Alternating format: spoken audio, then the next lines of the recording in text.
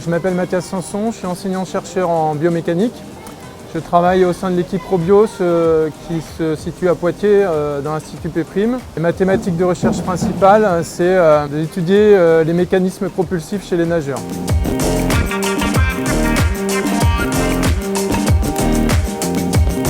La nage attachée, c'est un dispositif qui consiste à mesurer la force des nageurs dans l'eau. Donc en fait, on installe un dispositif qui est fixé au niveau des plots. Le nageur est attaché à un câble, il nage pendant une certaine durée et nous on mesure la force sur une certaine durée, donc soit sur 10 secondes, soit sur 30 secondes.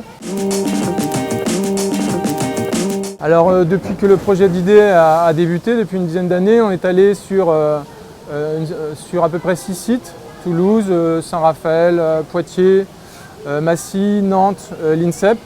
On a fait des mesures sur 130 nageurs. Et donc oui, on a beaucoup de résultats sur des durées de 10 secondes et de 30 secondes. Et on voit notamment que la force moyenne mesurée sur 10 secondes corrèle beaucoup avec les performances des nageurs sur des distances de 50 mètres, 100 mètres qu'ils ont effectuées en compétition. Donc c'est vraiment un outil qui est très prédictif pour les nageurs, notamment les sprinteurs.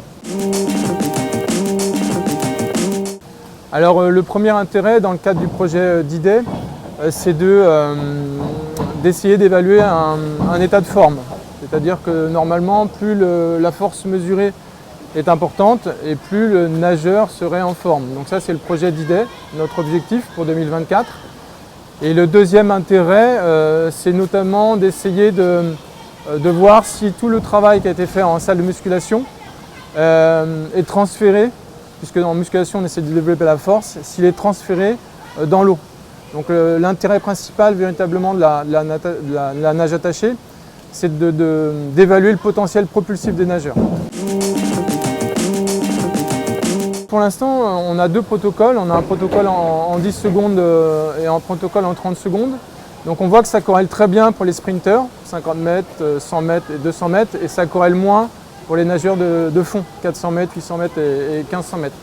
Donc on a plusieurs axes de développement. Le premier, c'est de faire évoluer le protocole.